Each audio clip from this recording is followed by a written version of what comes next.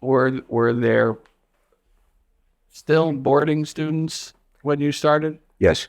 There were several boarding students. I would say not more than 5.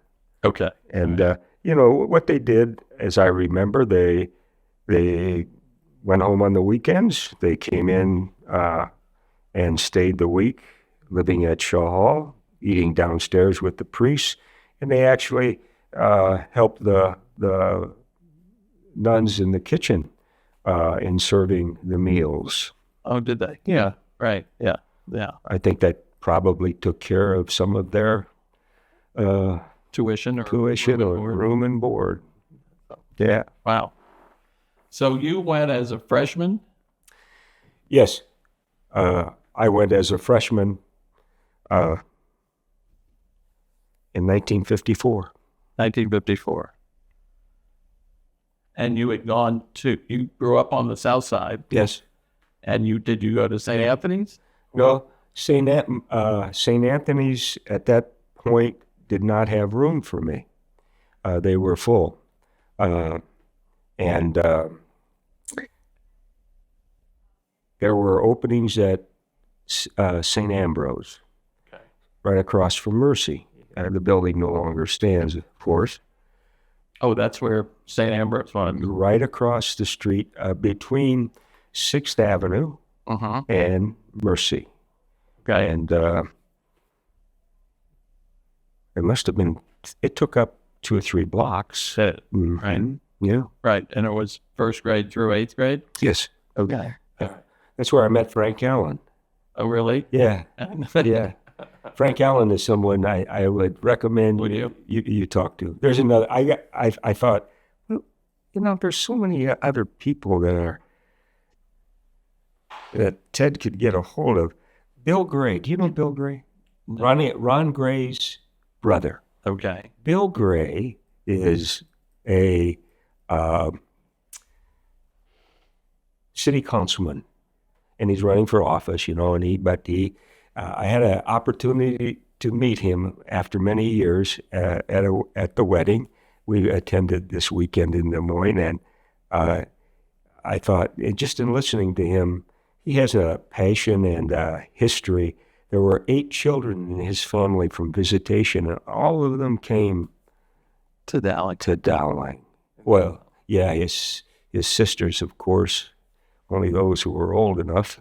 Mm-hmm. Ron Gray is another great candidate because Ron has a history of 3 years at the old place, and he graduated the first class here.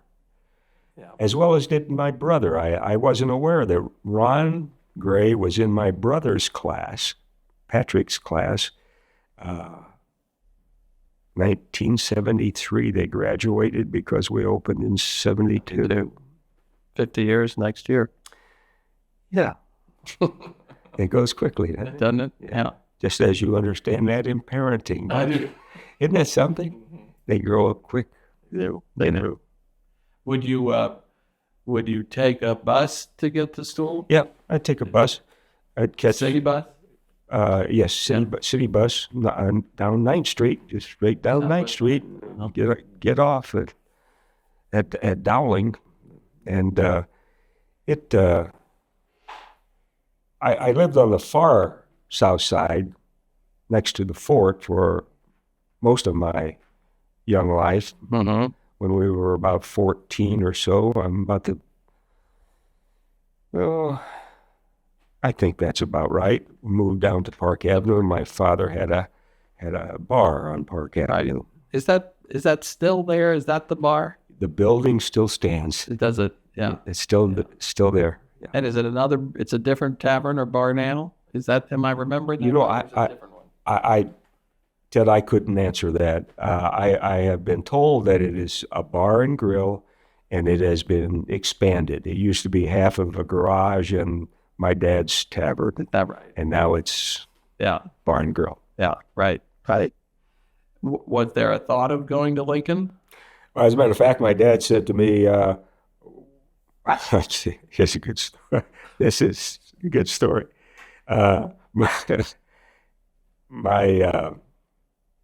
I went to register at Dowling. My mother sent me, I'm not even going to go register. I went to register at Dowling.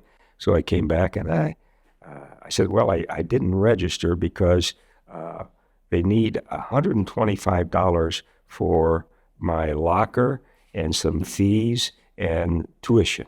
125. My dad said, I can send you down the street to Lincoln. And he said, I can do that for nothing. And my mother says, well, that's exactly what he might get. I want him to get something better than that. And she was right. I'm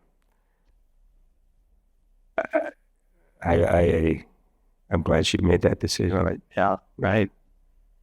So you go there, somewhere, I think in that era, there was a nun who taught science, who had a menagerie of animals.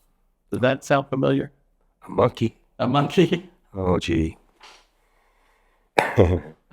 Yeah, you're right. And what was her name? Sister?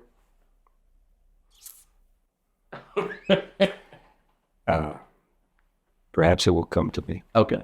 It's funny that I saw an old priest who he and I had a conversation about that monkey. Oh, really? Yeah. The end part of that story is the monkey got loose. I heard a few times he got loose. Yeah, but the last time they never found him. Oh, they never found him. They never found him. And it was always suspected that one of the deans set it loose so they didn't have to deal with those problems anymore. Anyway, it was a great story. Right. Whether it's true or not, I don't know.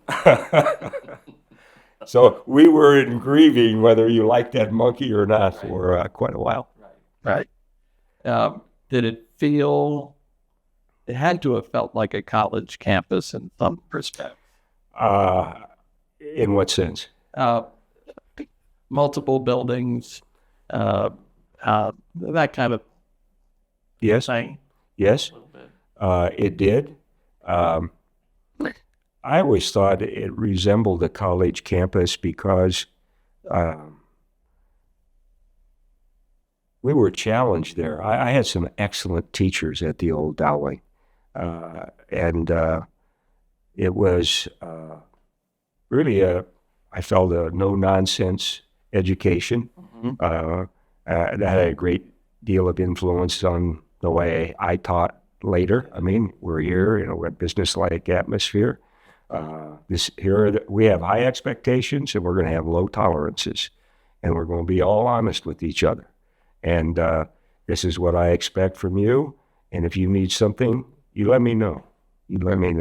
Right. But I just like the honesty and the genuineness of the place. And I had some great lay teachers, and there were probably, when I went to school, 5, 6 lay teachers. The rest were nuns and priests. And I enjoyed that diversity of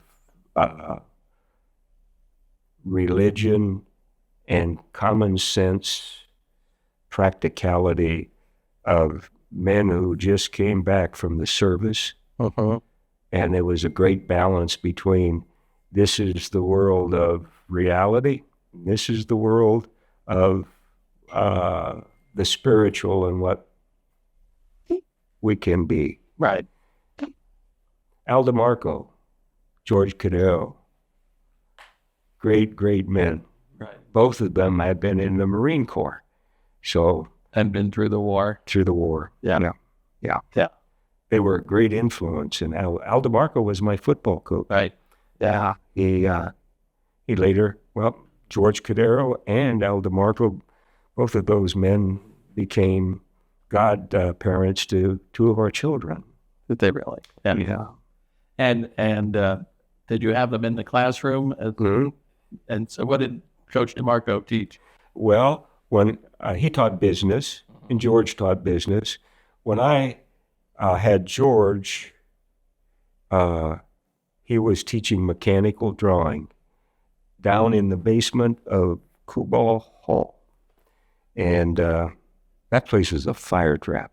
Was it? Even when I went to school, it had wooden staircases. Yeah. Do you remember the tragic fire that was in Chicago? I think it was Our Lady of Angels grade school. Oh, real? No. And it caught fire, and a lot of children were killed. And so there was an awareness. We got to do something about it. So my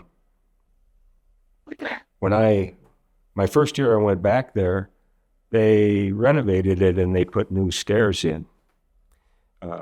63? 63, you're correct. You've done your homework. And none of the lay people got their raises that year because the stairs needed to be done. So, anyway, just an aside. Right, yeah. You please, you don't let me interrupt you. No, I'm doing with these memories that pop into my mind. That's what I want. That's what I think we want. We want to hear these anecdotes and stories. Well, this day's not long enough. I know. I'll come to Omaha if I need to. You're welcome. When were you a student when you thought maybe I could be a teacher and a coach? Yeah, I'm uncomfortable about talking about me all the time here, Ted. I would like to, but that is a great segue into what I would like to talk about, and we just touched upon it previously. Yeah, those men, those priests and nun teachers were people who I was impressed with. And I thought that I could teach, but they also taught me that I could do a lot of different things. And I guess it took me a while before I would come to the realization that, I think I will go back to teach. And what triggered it, the catalyst in the whole thing, was Monsignor Schwarty. He was the president of Dowling when I was hired. I had him when I was a student at Dowling, and he offered me a job. And another priest that I thought very highly of, he's very intelligent, and he was really, I had great respect for him. It was Father Frank Nugent. Not only did those two men did I experience as a student as being fine teachers and role models of teaching could be a powerful change agent. But those two gentlemen, Ted, were so instrumental in this Dowling being here. And they fought a good battle. And it was a hard battle. And it went on for nearly 10 years before we got here. I'm here. Oh. And it was a stop and start. We had several bishops we had to bring up to speed. Right. And George Cadero, with Father Nugent and Monsignor Schwarty, very instrumental in story at George again, in keeping this idea of a new Central Catholic High School alive. There were so many moving pieces. Sure. And George, we were stalled because Bishop Daly had died in the plane crash. Right. Bishop Biscup came 2 years later. He, after 2 years, went on to Indianapolis.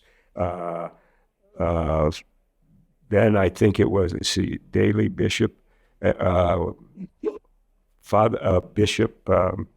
Dingman. Uh-huh. I admired Bishop Dingman a lot. He made a statement that I'll always remember because George Cadero would call the Vatican. I mean, he tried to get he can you imagine a lay teacher right. from a Midwest high school saying, we need a bishop so we can get this school built and give it new impetus. Well, God uses instruments of people in different ways to get things done. Ultimately, Bishop Dingman was the one that was named. As soon as he was named, George said to me, he says, you're coming with me tomorrow. We're driving down to Davenport where he was. You're going down to Davenport, and we're going to talk to him and let him know what our vision is and the urgency. We need to get this done. We did that. Did you really? Yeah, we did that. And he was so kind, and he was so open to listening. That was his way. He said this is the comment I'll always remember. We can build a new school. The difficulty is always how we're going to keep it open. That is so true even today. Of how we make the Dowling message so powerful and cogent and meaningful to parents and young people that will allow them to say, I need to go there. Right. Do you hear that message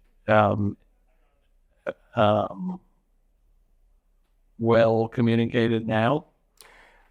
I'm not privy to a lot of the conversations nor the news items. Right.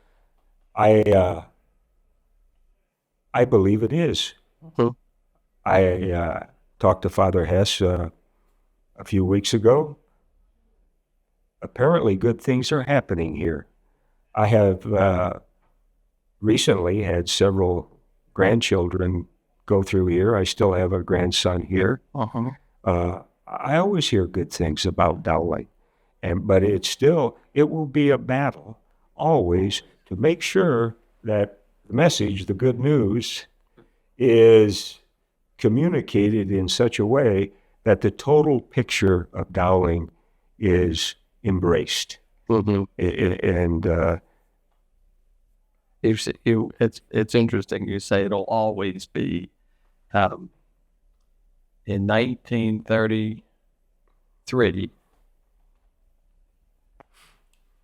I'll look it up, but in the Depression, a football coach resigned, and I assume because of how money was in the Depression and how the bishop was working hard to figure out how to bring more funds to the school, Father John Aldera was named coach. I knew Father John Aldera. Well, he had Christ the King parish. Yeah, I knew him well. And he was coach for 1 year. He was. And I assume it was because he was probably not very expensive. Or he was already being paid. And he was already being paid. Yeah. He was the choir director, and he was the baseball coach, Well, that whole philosophy continued for a long period of time. It was always, yes, you can coach football or whatever, but you have to coach 2 other sports. We expect 3 for 1. See, 3 for 1. And everybody did it. Yeah, everybody did it. And that goes back to the earliest days when they coached football, basketball, and baseball. Jim Williams. Yeah, Jim. Father Aldera was on the first Dowling football team. He was. Yeah. Was it still a college? It was the college name. Yeah. They didn't have a team in 1918 when they opened, and the first team was in 1919. He was sort of the bruising running back. He was as I remember him, he was a impressive, imposing man. Was he? Yeah. Yeah. Right. Well, that story, talking about Monsignor and the need of the school and what has driven the school is exactly the kind of thing I think that everybody's looking to hear those kind of stories. I believe there are parents, and I believe there are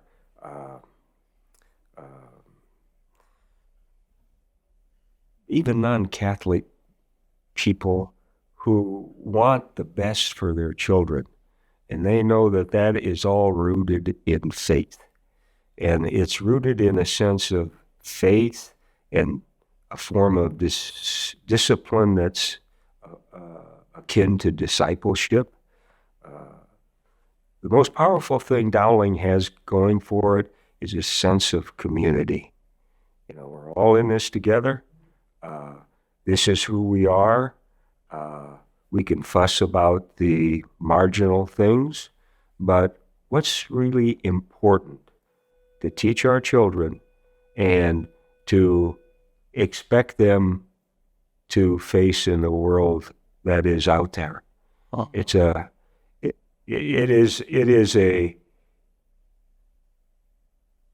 world's a beautiful place.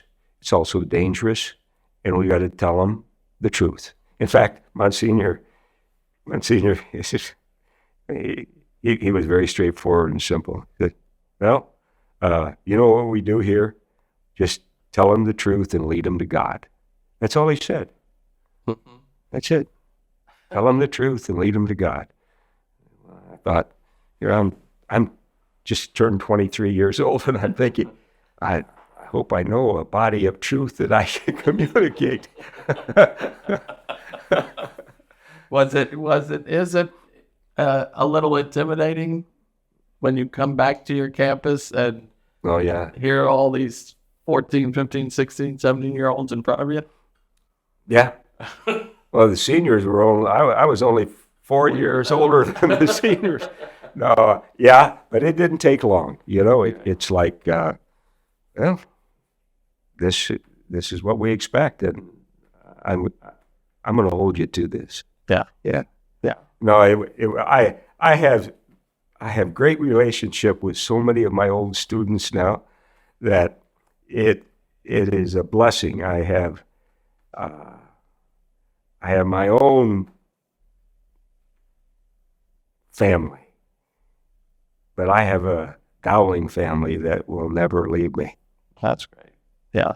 And probably several different Dowling families. This one from the classroom, and this one from the track, and this one from the football field. Yeah.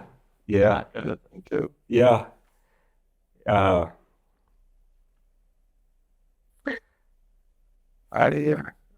thank you for letting me remember so many of the good people today that I owe so much to.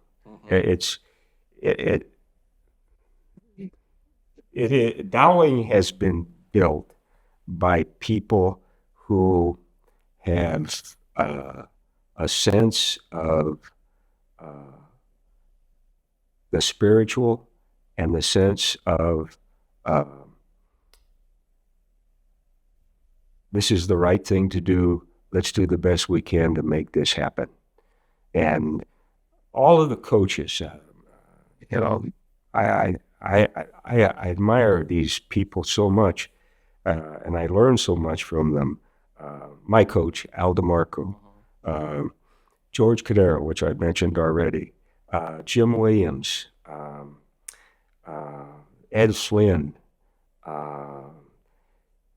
even Jerry Deegan. When he first came, we broke him in. You know, here's a good-hearted, hard-working. We tried to accept him, and we did accept him into the group because he was on the same mission as we were. And I always tried to treat new coaches and new teachers the same way I was treated when I was welcomed in by my old teachers. Yeah. Right.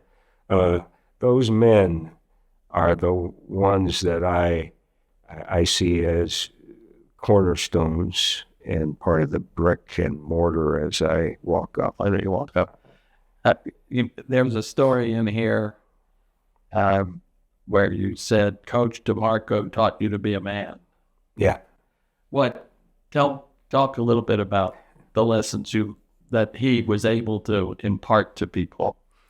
Coach DeMarco, as I said, was he was a returning serviceman. Do you know Coach DeMarco was the last quarterback at Creighton University before drop football?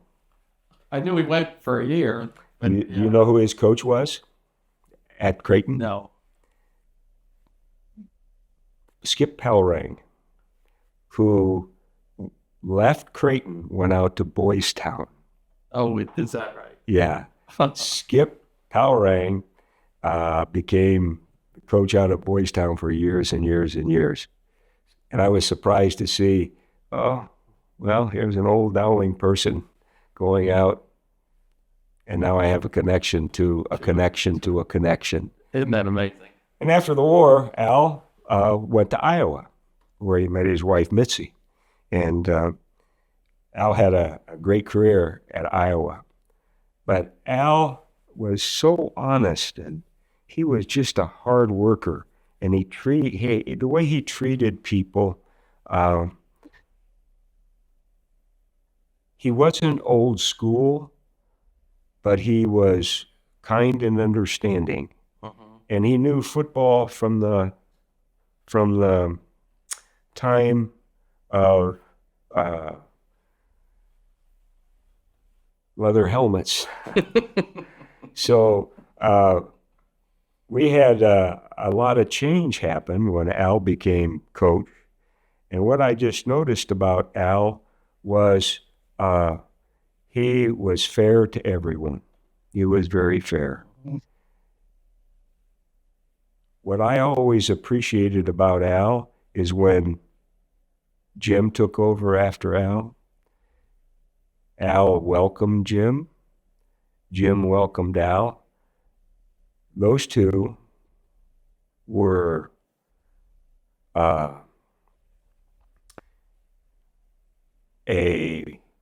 library of football and experience that melded together well. And one of my greatest experiences was on Sunday night, sitting in. All of the coaches would be at meeting. Jim had a way of including everybody, the freshman staff, the sophomore staff, and the varsity staff. Everybody was on the same page. Everybody.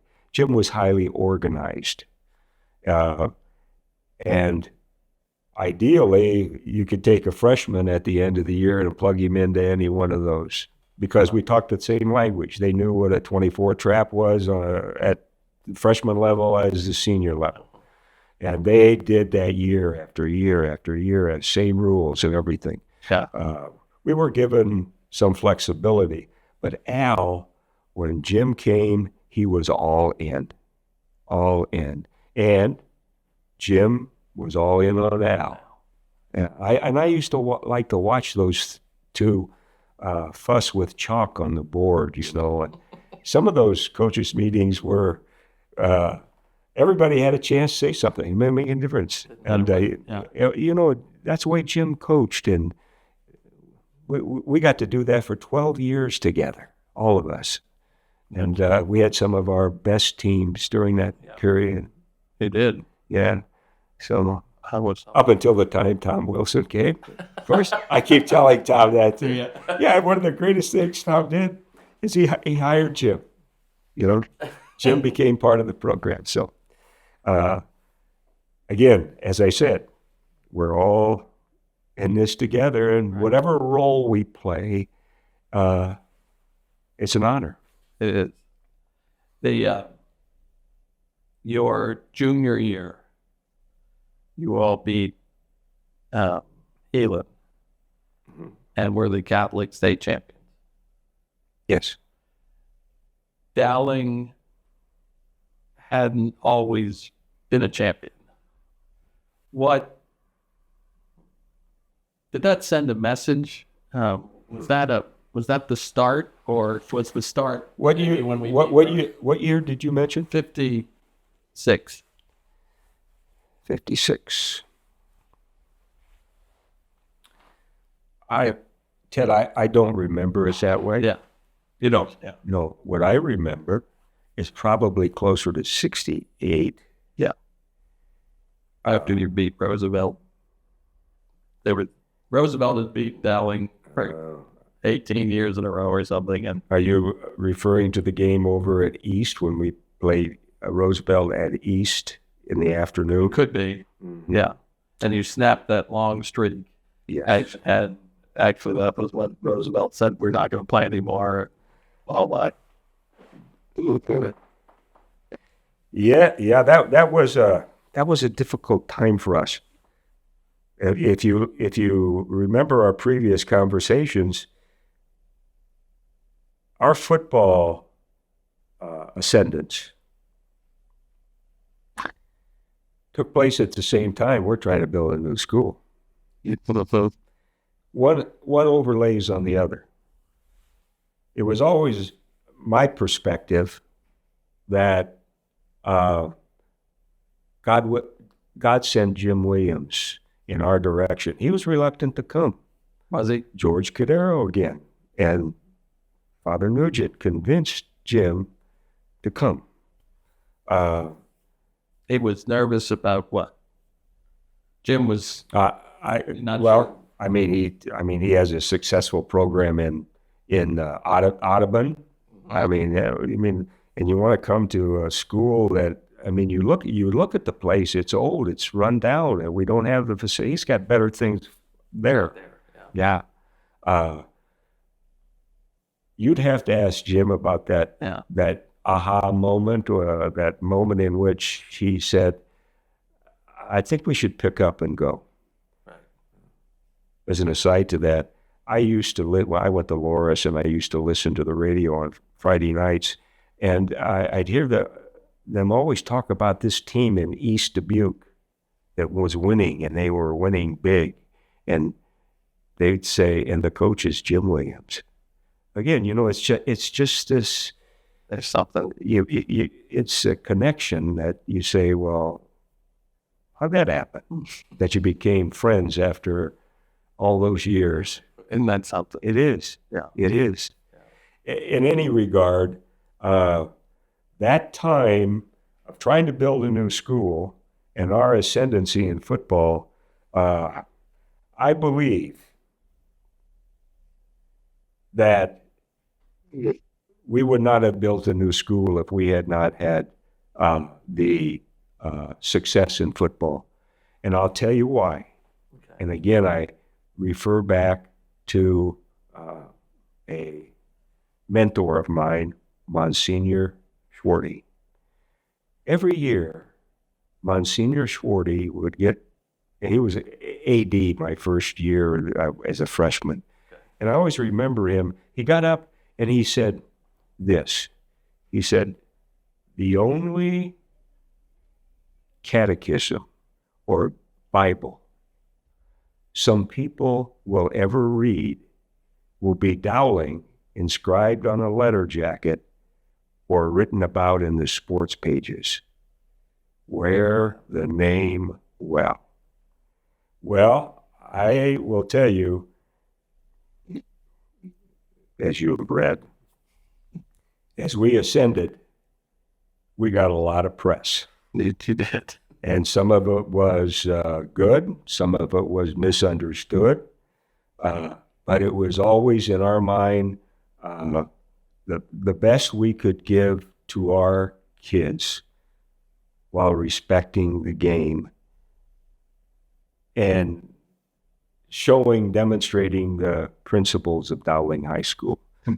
Football has, in my mind, in my experience, has never been separated from the total mission of Dowling.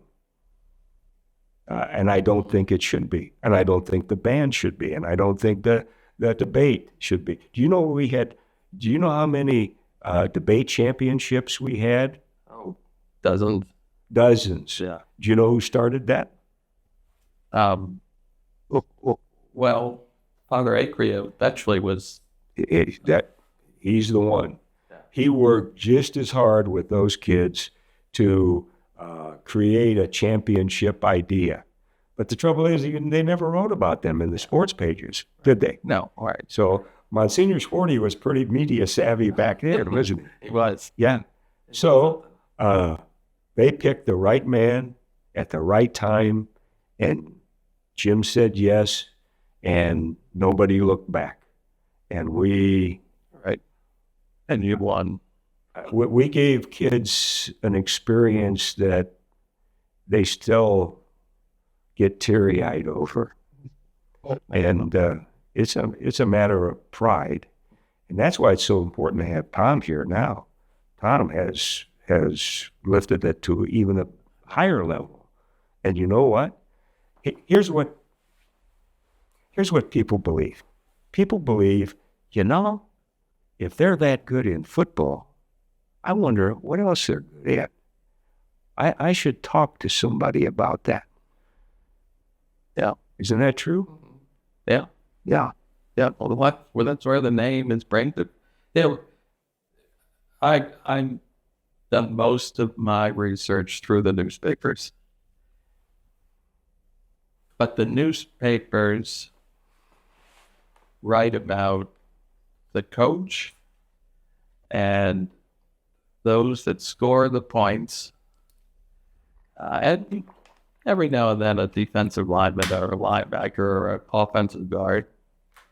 But as you say, Monsignor Schwartz, must be dozens of other people we never read about who made Dowling what it is. They served silently, nobly, and they were essential. I don't know if it's right. I'd like to take a walk through here before I leave and see how things have changed. But we're sitting in an area that used to be the chapel, little teeny chapel. Right outside the chapel was a mosaic of the Blessed Virgin Mary. And it came over as part of the treasure of the academy. It was a beautiful mosaic. And I used to look at that, and there were thousands of pieces that made up this picture. And that's just the way the Dowling community, Dowling faculty, have created this place.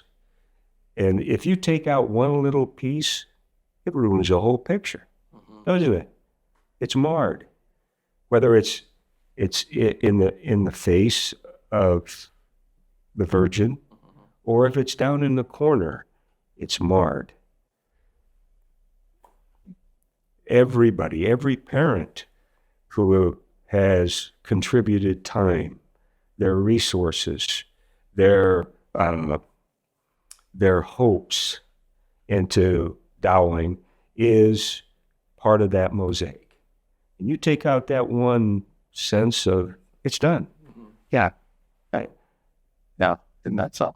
Yeah. Do you remember, are there exceptional stories of people behind the scenes that made a significant difference?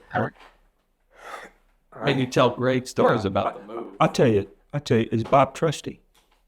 Mm-hmm. Bob Trusty died recently. I remember when Bob Trusty first came to Dowling High School, and he made the equipment manager. And it's one of the things that Jim, in his expertise and his system of organization, the equipment was totally under Bob's care. And Bob guarded that like a watchdog, like a German Shepherd. And I admired him, and he was at every game. I wish I could apologize to him for all the times that I checked stuff out, and I didn't tell him about it, but nonetheless, it was put to good use. Right. But people like Bob, and you know, I think of, I mentioned this before. In the old Dowling, we had two of the nuns who served as cooks and caretakers of Shaw Hall. and Sister Joan, Sister Thomasina. I haven't thought of those names, Ted, in the longest time. Sister Joan and I'm glad you asked that question, because that's the kind of person that served in silence. And they were just as happy when we won a football game or when we did something we could all be proud of, just not the group of men that would come down and ask, Sister, do you have a sandwich, or can I stay for dinner tonight? And the answer was always yes. Great people. When you said that you wanted to have this conversation, I thought, how am I going to do justice to everyone? I'm going to leave people out. Yeah. And I apologize. I feel remorse over that. But we'll with this list of additional names you give me, we'll get to everybody eventually. Well, just go down to the office where they keep all the records and spend a lifetime doing that. There.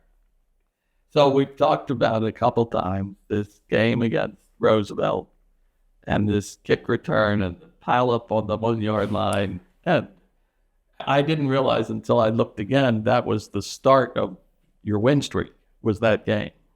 And so tell me the story about the extra point that turned into a field goal. Well, in your research, I remembered a name that I hope is correct. I believe the young man who returned the kick was Chris Humphrey. That's right. Wow. Chris Humphrey. Chris Humphrey. He was the nicest kid. He was not real big. He was very respectful, quiet, but was he ever shifty? He could give you a leg and then he'd turn into a ghost. Is that right? Yeah. Here's an aside to what that article is. When the season started, and we're giving physicals down in Kendall Hall downstairs. It was for all the fall sports. Well, Chris came in and he just slighted the bill and everything. And Jim sent him over. He says, the cross-country people are over there. Right. Yes. And no, he said, no, Coach, I'm a football player. And Jim said, oh, sure you are. So he went through, and he was. He was. And he was. Yeah. Chris Humphrey. And It was the opening kickoff. opening kickoff, yep. And it was always a battle with Roosevelt. I mean, there was rivalries because a lot of our kids were from Polk Boulevard and the west side, and there's Roosevelt right there. In fact, you used to get a lot of stories about so and so fought so and so this weekend up at Roosevelt Shopping Center. So, okay. So, was anybody hurt? No. Okay. Anyway, Chris ran it back. Everybody was elated. And Jim was here. There was a coach station down at the end of the box. Right. So we wouldn't wander down. And I'm right here. Everybody goes into the air. The kids, Jim, everybody is hollering. And Jim turns to me and he said,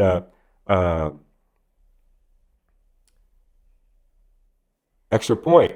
So he sent the extra point in.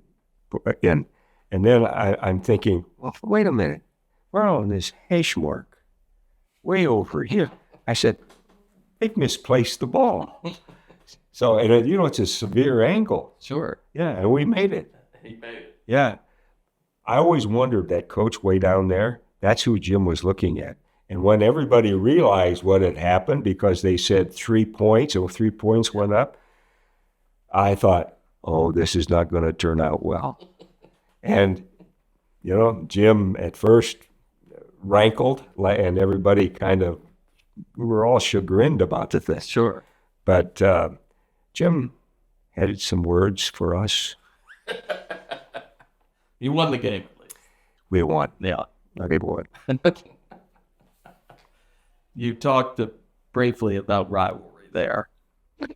Your career saw a Roosevelt rivalry and a Heelan rivalry. Oh, yeah. And then the Valley rivalry was really born right as you came in. It seemed like some right there because a lot of it was playoffs were started and you guys would play every year.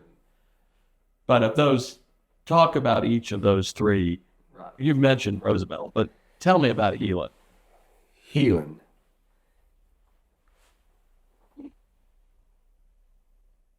Would draw huge crowds down to Old Valley Stadium when we played them. And we respected them so much because one of our former players, Joe Malsom, was a stalwart coach over there. And when we first started playing them, there was another coaching legend there, Beanie Cooper. And Beanie Cooper ran the Wishbone. Heelan, now, I don't know how far back you want me. I've taken it from when Jim, but Al used to play them too. Yeah. And when I was playing for Al, I remember going up and playing Heelan. They were really tough kids. They were these games with Heelan were a bloodbath. I mean, there were really some hits being put on because it was just respected opponents going at it toe to toe. In fact, in my senior year, I was on the kickoff team. I went down and I was knocked out. I don't remember anything. What I remember is waking up in the hotel. No, I woke up in the shower and somebody was holding me up and I asked if we had won. And we did win. Al won. I should say Dowling won. Yeah. However,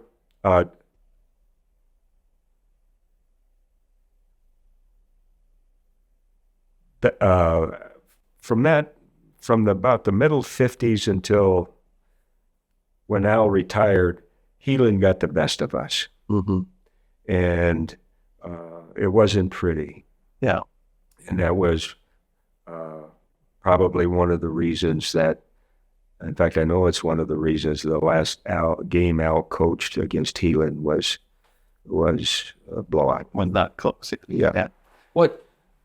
Tell me about those bus rides home.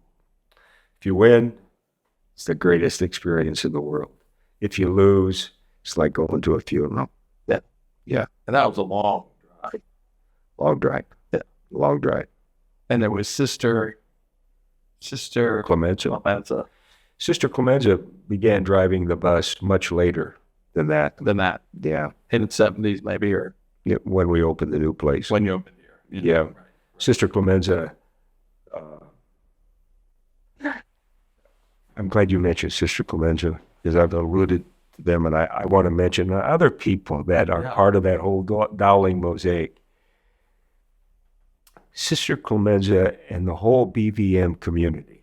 And again, I know I risk leaving people out. These women were devoted servants to the Catholic community in Des Moines and served the new Dowling mission so well that they need to be recognized over and over and over. Sister Clemenza, Sister Judith, Sister Myra, Sister Margaret Hindelang, Sister Carola Broderick, Sister Nancy. I risk leaving out some wonderful women. Mm-hmm. Mm-hmm. And they were really troopers. They worked hard.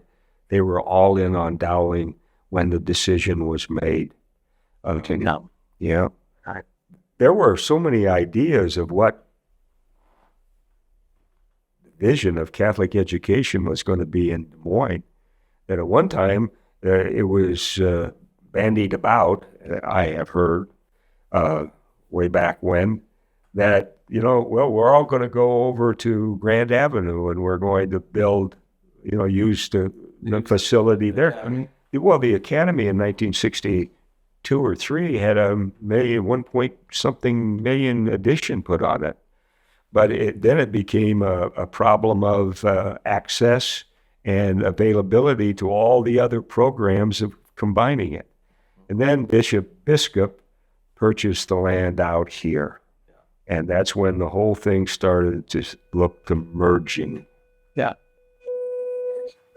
But the nuns were essential. They were a catalyst in making all that happen. And supported the effort of. Yeah, I'm not saying that they were happy about it. They were sad, and I can understand that. Right. I was given the responsibility of moving all the stuff from, and that means the living quarters of the priests and the nuns, to the west. And I tell you this because it's ironic, because Sister Judith and I developed a great friendship. But I went to her office to discuss what was going to happen when the final plans, were at that point, moving vans, times, dates, organizing kids, where things are going to go.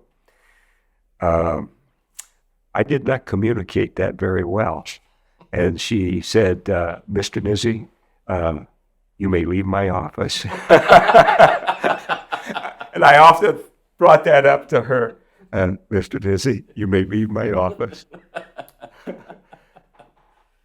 Yep. So 1972, you're in the midst of this move. There are going to be boys and girls in the building together. And Yes. the playoffs, it's the first year of the playoffs. Yep. You're right. It was a momentous year for the history of the school, wasn't it? Yeah. And I had a special connection to that because my brother was here. And your brother was on the team. Yeah, my brother's on the team. And Did the move? and Bill Gray was, no, see, Bill, I think, Or Ron? no, Ron was in that class. in that class. Yeah, well, he was in that class. How did Jim and you and the staff cope with the start of practice that summer amidst the countdown to being on this campus? Well, it was business as usual. Was it? Yeah, we had everything ready to go, moved in by the end of the school year in May. Well, because the kids actually helped do this. We had a donor who was influential in, I believe it was called Atlas Transfer Company. And he furnished all of the vehicles, the semis. All we had to do is load them. He'd drive them here. We unloaded them, and the kids took them to the right spot. When that day was over, two schools had been combined, and all the desks were in the right rooms. That's something. Yeah. And that again shows the cooperation and the passion that people had to make this right.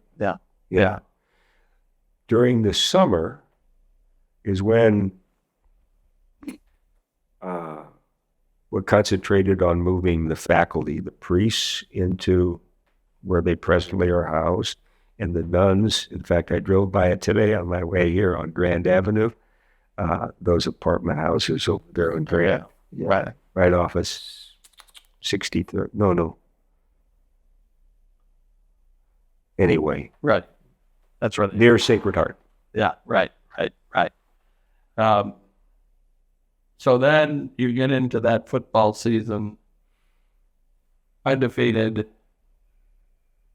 win the first round, and then it snows.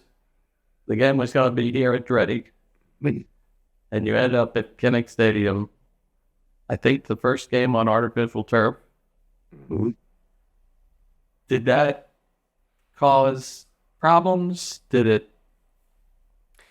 The snow, again, many supporters and donors furnished end loaders, so we practiced here. Oh, what's that right? Yeah, we skinned the field. Yeah. So that was taken care of. We took care of business here. Going down there, I'm trying to think. Who did we play? Jefferson. Cedar Rapids, yes. And it was a very low-scoring game. 6-0. And we couldn't run. We didn't throw it well. We didn't play well. And they deserved to win. But it was very disappointing. You got down to the 6-yard line once, and Pat got stopped on 4th and 2 or 4th and 1. Yeah. It must be tremendously rewarding to have a family member on a team, but also the heartache gets greater when there are events like that. Is that accurate? Yeah. You feel sorry for all of the team, like your brother, or any family member, Later with Chris, I guess. Yeah. It hurts a little bit more, but the important thing is Patrick is an easygoing, he is a very tough-minded, great teacher, and he what he did is he just kind of lived with it for a day and was able to put it in perspective. I always admired him for that. He wasn't in the doldrums for very long, and I didn't notice him to be in the doldrums at all. I was in it for a long time. What would Patrick's take have been on girls being in his classroom for the first time? Well, he married one of them. He did. Does that answer your question? That's right. In that class? Yeah. Isn't that something? Yeah. And I think that's a marvelous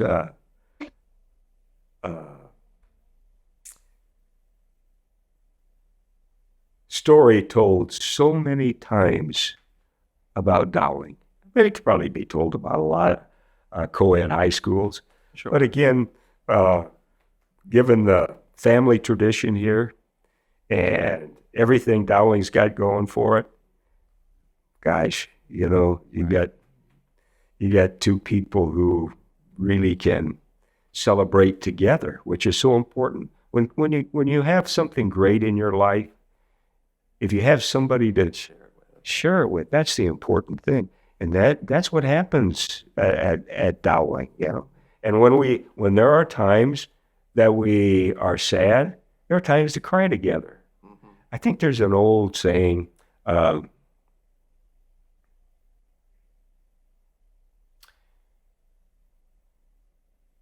joy shared is double joy. A grief shared is half grief. Mm-hmm. Yeah. We move on. And the other thing about the spiritual nature of Dowling, and we've talked about a lot of secular things today and people, but throughout this, Ted, the thing that is so important is the spiritual aspect that gives us our core strength. What I was going to mention is forgiveness. That's part of the thing we have to teach. We got to forgive ourselves of things that happen that we feel responsible for. Got to let them go.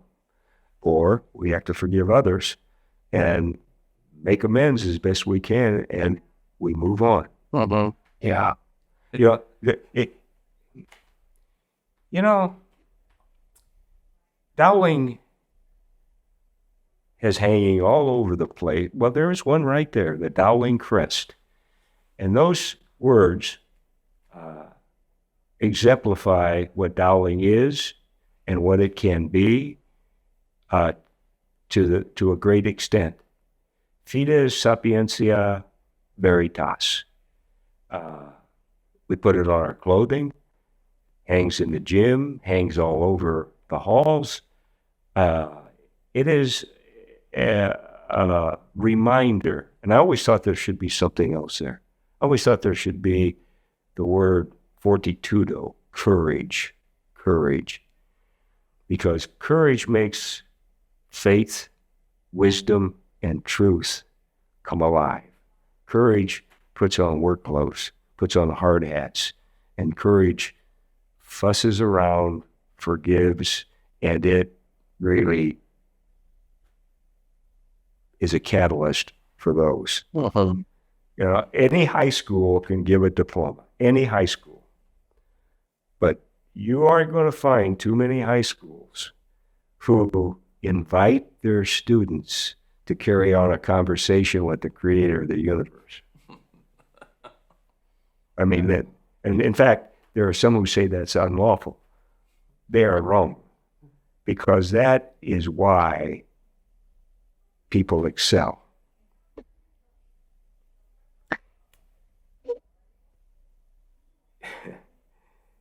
I don't know if you wanted to talk about those. No, that's fine. That's great. Yeah, that's great. But to me, can I go back to Monsignor Schwarty? Let me give you another Monsignor Schwarty. Yeah. Monsignor Schwarty used to get up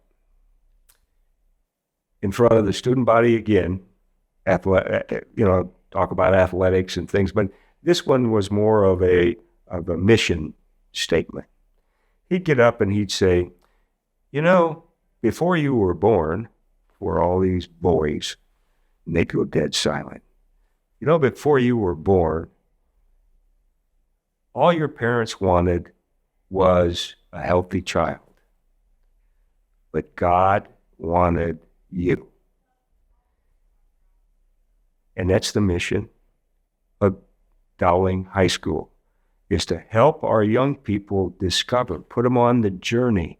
It won't be completed for some for years and years, but put them on the journey to discover why God wanted them. Great. Yep. And that faith carries you, it helps you celebrate at the good times, but carries you through those 3 years of frustration or... Sometimes you just have to say, God, I can't do this. You turn it over to them. And as I became a counselor and the hats I wore around here, I became very interested, enamored, in fact, of AA and of Al-Anon and the whole 12-step process, because our kids were starting to experience, and our families were starting to experience some real addiction problems. And we didn't have that kind of addiction and the multitude of mind-altering chemicals and psychotropic drugs as we, all of a sudden, it blew up. It blew up. So that's a whole other set of problems that we had to face. Right there that you were, And the very first thing in Al-Anon and in AA is, I'm powerless over this addiction. And the second one is, I can't do this, God. And the third step is, here, you take it. And it's liberation. You're freeing people to find life again. And I'm not a philosopher. I'm not a theologian. I'm not a scientist. I'm just a teacher. But to me, that sounds like the kind of school I've always wanted to teach at. And I found it. And I'm honored to have been here. Well, that's great. Yeah. Did you went to graduate school? You knew you had this counselor.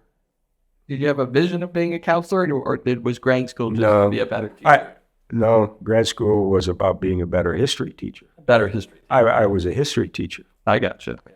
To start with, and I also had a minor in Spanish, and that's what really got me the job at Dowling. The minor, yeah. So And that's all. I stayed one chapter. Isn't that great? Is the tractor easier to talk about? Oh, tractors, piece of cake.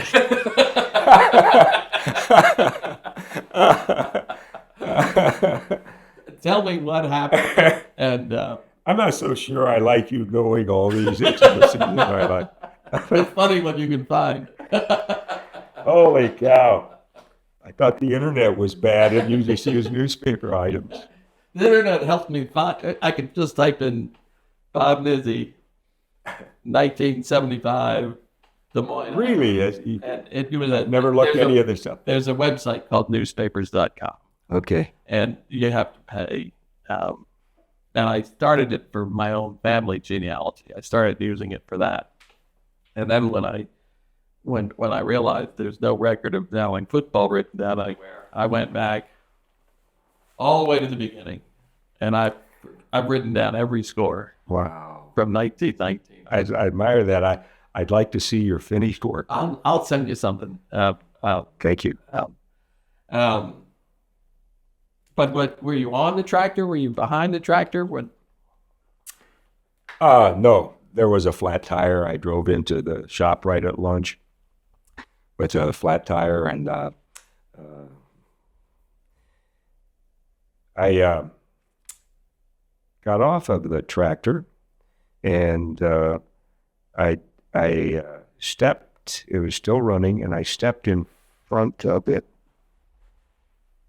like there's a sickle bar here. And I'm standing by the sickle bar, and here's a tire right here. It's a field tractor, about that high. And I reached in, and I turned off the key, and my hand hit the high-low lever, and it jumped. And it caught me in it. Yeah. And yeah. And you know what? Dowling Angels came to rescue me because Jim Ross, our art teacher, worked during the summer at the same place. Tom Stokesbury, one of our coaches here also, he was there. So I had two Dowling Angels attending to me. And I can always remember telling Jim, don't let me pass out. Don't let me pass out. Yeah. If that's something. Yeah. But yeah, that's the way it happened. And it just took time. Took time. Yeah. Yeah, it took a long time. I'm so happy that I got to coach that year, though, and I was on crutches. Oh, for the season? Yeah, but again, it exemplifies the Dowling spirit. I never considered that this was my team or my program. This is Dowling's program. This is Dowling's team.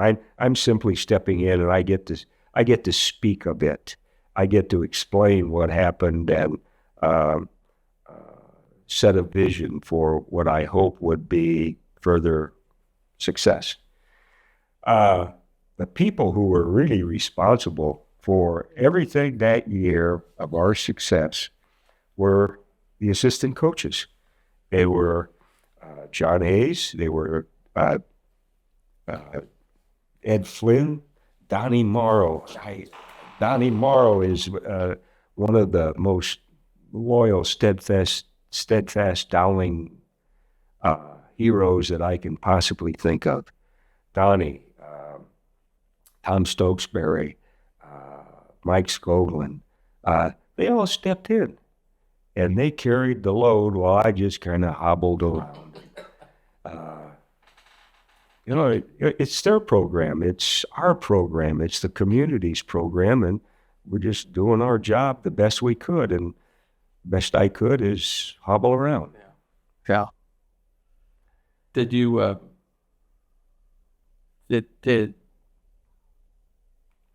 when Coach Jorgensen left, becoming the head coach, does that put more on somebody's shoulders?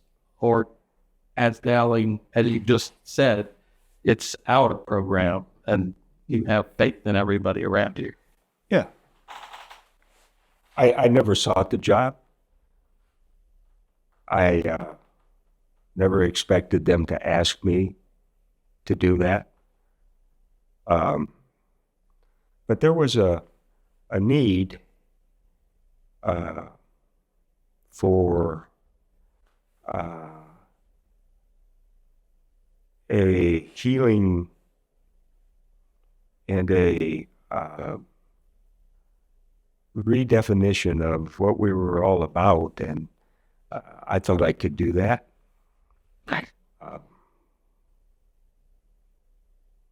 All the football I've ever known is because of Jim and Al, and I simply did what I thought they would have done. I did some things my own way, and that was the beauty of the whole staff. Is I tried to carry on. I'll listen. But when it comes to a decision's got to be made, I have to do that. And thank you, men, for telling me what you thought. And if everyone thought it was a great idea, we did it. And that happened all the time. Yeah. There was the years of experience that those people had, I would have been a fool not to listen to them. But, when you're in battle and the bullets fly, I only got 10 seconds to make a decision. So there was a game in Heelan. The clock is winding down. You try a quarterback sneak. You're stopped. The clock's ticking down. Somebody calls timeout. Jimmy Morrow. Was that like the referee? The referee said yes, they called timeout. Heelan says no, they didn't. It wasn't at Heelan. Oh, was it here? Old Valley Stadium. The Old Valley Stadium. And we were going in the north end zone. And time's running out. Everything you depicted is true. But it was here. It was here. It was here. Okay. And it was one of those typical Dowling Heelan games. They were defending state champions at that time. Were they? But before that snake was set up by a flea flicker, and in the story it says we never practiced that. We drew it up in the dirt. That's true? Is that true? Al DeMarco drew more things up in the dirt than that's Al. Al's spontaneous. Jim is very disciplined. That's the beauty of the thing. To watch that from afar, I thought, guys, how lucky can I be that I sit here and I see two separate processes that are going to arrive at the same success. So walk me through that again. So you took the ball over on a turnover, and then pick up the story there for me. Well, I don't really remember the detail you have, okay? You've got newspaper.com to do that. I do remember the flea flicker against Heelan, and Al called that play. And in fact, this is what I said. I said, Al, we haven't practiced that for a couple of weeks. And he said, what did he say? I was knowing Al, he would have used a mild vulgarity to get my attention and say, if you taught it to them once, they will remember it. Okay, kids, this is what I got it. If it didn't work, it worked. I was probably more surprised than anybody. Yeah. But Al DeMarco had that knack. He had that. And it's a perfect example of all I did is communicate to the kids, this is what we're going to do now. Let's go do it. And it originated with him. And when the incident of putting time back on the clock, there are healing people that still haven't forgiven us for that. I mean, there's some still, I meet healing people occasionally, those that still talk to me. And they'll bring that up. And I explain to them, we had a timeout. Jimmy Morrow, I thought it was Jimmy Morrow. It was a whiteout called timeout, so he wasn't noticed right away. Then the rest came running in. Right. But it caused quite a furor. And we had to go up to Boone, bring film up to Boone to show them. And, yeah, we had to explain how we saw it. And really, it was the stands thought the game was over too, and they came rushing in. We put all the people back in the stands and ran one more play, and it was a quarterback sneak. Yeah, And that one scored. yeah. You want to hear the kicker to this story, though? Okay, so Heelan doesn't like what went down. We won on a quarterback sneak. In fact, I think we tried 3 quarterback sneaks. And finally, I mean, that's my simplicity of my working mind, 3 quarterback sneaks down there. So we finally score. The game's over. We win. The next year, we go up there. Their clock doesn't work. So we're thinking, payback time. Yeah. It comes down to almost the same situation at the end of the game. We got a skinny little tailback named Walt Mealy. I mean, he's a skinny kid, but he is getting kind of shifty. And so we're down on the 5 or closer, and we're right down there ready to score. It's about the end of the game. They're packed in there like this. Call comes down. Toss it. Walt Mealy walked in the end zone. Yeah. Yeah, they were packed in like they're going to sneak this again. Right. But no, the clock didn't run. I mean, they didn't have a clock at all. We kept checking with the referee on the field. Yeah. So those are the kind of healing stories that create a rivalry. Yeah. So tell me about the Valley and Dowling. The rivalry between Dowling and Valley is one of respect and also intense competition. They give their best. We hope that we can give ours, and let the best happen on that night. John Hayes once told me a story about the Valley athletic director came over, and he said, "John, my football coaches are complaining that they aren't paid enough, and they want more money because Dowling coaches are paid this fantastic sum.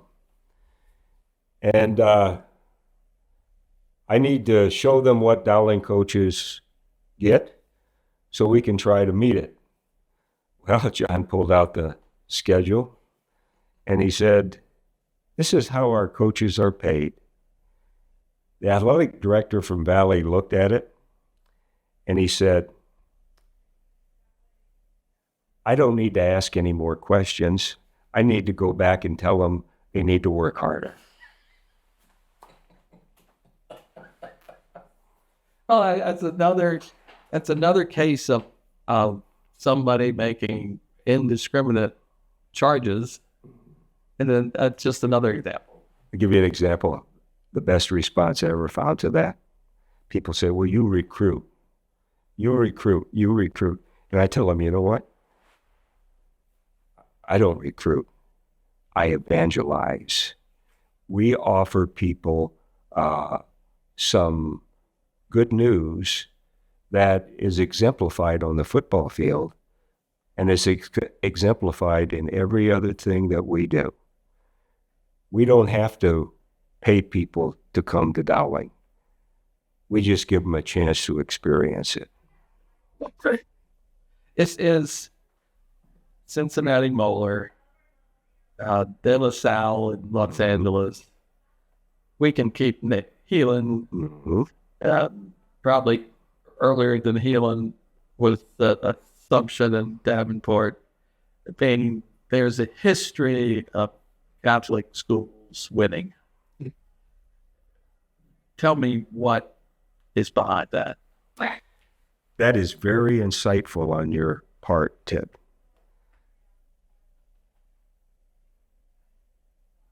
If more people would recognize that success goes hand in hand with a complete education, one in which academics are taught very strongly, and co-curriculars, athletic, musical, debate, everything, has the same level of expectation that they have in the classroom. Because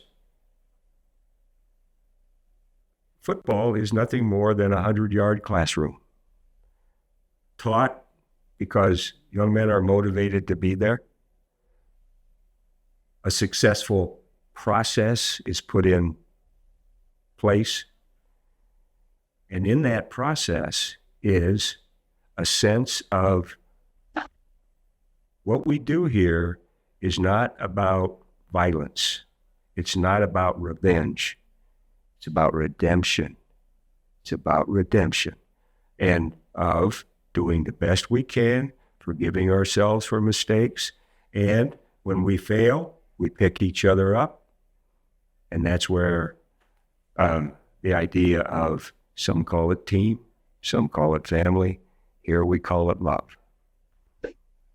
That's why Catholic schools have a great history and tradition of winning. They have a spiritual base. Yeah. Just like those letters, those words up there. Fides, Sapientia, Veritas, Fortitudo, courage. Our kids, when they leave, they have to understand that they take with them an inheritance of all of that, that they are able to use as a spear and a shield and a sword in order to compete in a very sometimes hostile, secular, competitive world. Yeah. Coach, it's been great talking to you. Well, And we could go on for a long time. But yes, we could. I do want to thank you for this opportunity. It's been enjoyable. And I just hope that I have given credit where it is due. And there are so many people that I haven't mentioned that deserve so much to make this school a success. well, you've done. Coach Wilson told me that he sometimes invites you over to speak to the boys, and I can see why he does that. You're an inspiration. Well, thanks for what you do for Dowling. Oh, sure. No problem. Thank you, sir. You're welcome. Appreciate it. You're welcome.